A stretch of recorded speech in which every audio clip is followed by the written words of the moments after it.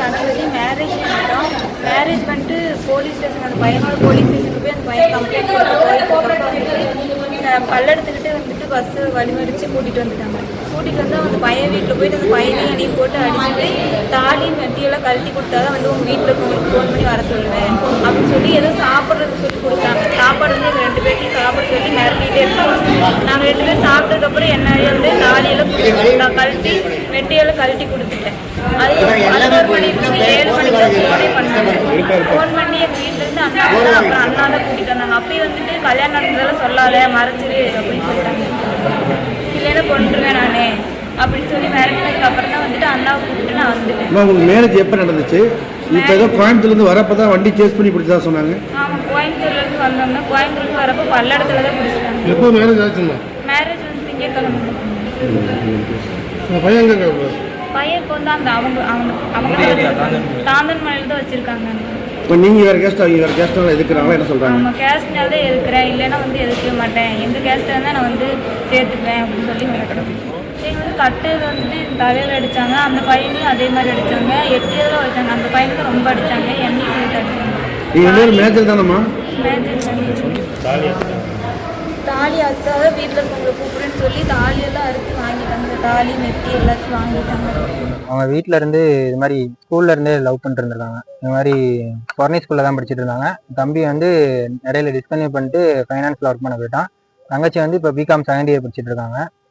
2 பேரும் இப்போ வந்து திங்கக்கிழமை அன்னைக்கு மேரேஜ் பண்ணியிருக்காங்க. எல்லாரும் லவ் பண்ணிட்டு இருந்தனால திங்கக்கிழமை அவங்க சைடு இப்போ ஃபோர்ஸ் பண்ணும்போது முடியல அப்படிங்கிற பட்சத்தினால திங்கக்கிழமை வந்து ஃபோர்ஸ் பண்ணி 2 பேரும் கல்யாணம் பண்ணிட்டு வந்துருக்காங்க. கல்யாணம் பண்ணிட்டு இப்போ ரிட்டர்ன் வர ஸ்டேஜில் தோகமனையில் கம்ப்ளைண்ட் பண்ணலாம் அப்படின்னு சொல்லிட்டு 2 பேர் போயிருந்துருக்காங்க. போகிற வழியில் இப்போ பல்லடத்துலேயே வந்து பையன் வீட்டார்கள்லாம் வந்து எப்படி ட்ரேஸ் பண்ணாங்க ட்ரேஸ் பண்ணி பிடிச்சி அவங்க எல்லாத்தையும் அடிச்சு இழுத்துட்டு போயிட்டு தாந்தோணை மலையில அவங்க சித்தப்பா வீட்டில் வச்சு எல்லாத்தையும் அடித்து சட்டையெல்லாம் கிழிச்சு தாலி எல்லாத்தையும் பிடுங்கி இது பண்ணி வீட்லேயே அரெஸ்ட் பண்ணி வச்சுட்டாங்க. காலையில் கொண்டு போன காலைல 8 மணிக்கு கொண்டு போனேன். சாயந்தரம் இப்போ 8 மணிக்கு தான் எனக்கு நியூஸ் வந்து இப்போ நியூஸ் வேலை செஞ்சுருக்குமா நியூஸ் வந்ததுனால தெரிஞ்சு போய் கூப்பிட்டாங்க. இப்போ பையனை வந்து வீட்லேயே அரெஸ்ட் பண்ணி வச்சுட்டு விட மாட்டேங்கிறாங்க. எப்படியாவது பையனை மட்டும் காப்பாற்றி கொடுக்கணும். இது மாதிரி கேஸ்ட் ரிலேட்டடான ஒரு தாண்டி தான் இன்டர் கேஸ்ட் ஜாதி பிரச்சனால விட மாட்டேங்கிறாங்க. பையன் வீட்டு சைடு வந்து ரொம்ப ஹார்ஷா பிஹேவ் பண்ணிருக்காங்க. மேரேஜ் பண்ணது வந்து பார்த்தீங்கன்னா காந்திபுரத்துலேயே பண்ணிட்டாங்க அப்படின்னு சொல்லுவாங்க. கோயம்புத்தூர் காந்திபுரத்துல பண்ணிருக்காங்க. இந்த மாதிரி கல்யாணம் பண்ணிட்டு வரும்போது இடையில வந்து அடிச்சு இழுத்துட்டு வந்திருக்காங்க. பல்லடத்துலேயே சேஸ் பண்ணி பொண்ணை வந்து அடிச்சதுக்கு அப்புறம் ரொம்ப ஹெவியா இருக்கும்போது மயக்க நிலையில இருக்கும்போது எனக்கு ஃபோன் அடிச்சிருக்காங்க. வரிசையா எங்க அண்ணன் எங்க சித்தப்பா பையன் எல்லாத்துக்கும் வரிசையா ஃபோன் அடிச்சாங்க. யாரும் ரெஸ்பான்ஸ் பண்ணாதனால நான் எடுத்து ஃபோன் ரெஸ்பான்ஸ் பண்ணுவேன். எனக்கு வந்து இது மாதிரி பையனை கூப்பிட்டு போயிருங்க பொண்ணை, இல்லைன்னா கொண்டுருவோம், 2 பேர்த்தையும் கொண்டுருவோம், கூப்பிட்டு போயிருங்க அப்படின்னு சொல்லிட்டு என்கிட்ட ஹார்ஷா பிஹேவ் பண்ணி பேசியிருக்காங்க. அதனால சரி என்னன்னு சொல்லிட்டு பார்க்கலான்னு சொல்லிட்டு அம்மா வந்து கூப்பிட்டு வரும்போது இது மாதிரி பாப்பா அடிச்சு நின்று தாலி இதெல்லாம் பிச்சு நின்று ரொம்ப அலங்கோலமா நின்று இருந்தாங்க. கூப்பிட்டு வந்து ட்ரெஸ் எல்லாம் மாத்தி கூப்பிட்டு வந்து அட்மிட் பண்ணிட்டு இருக்கோம். இங்க காந்திகிராம ஜிஹெச்ல.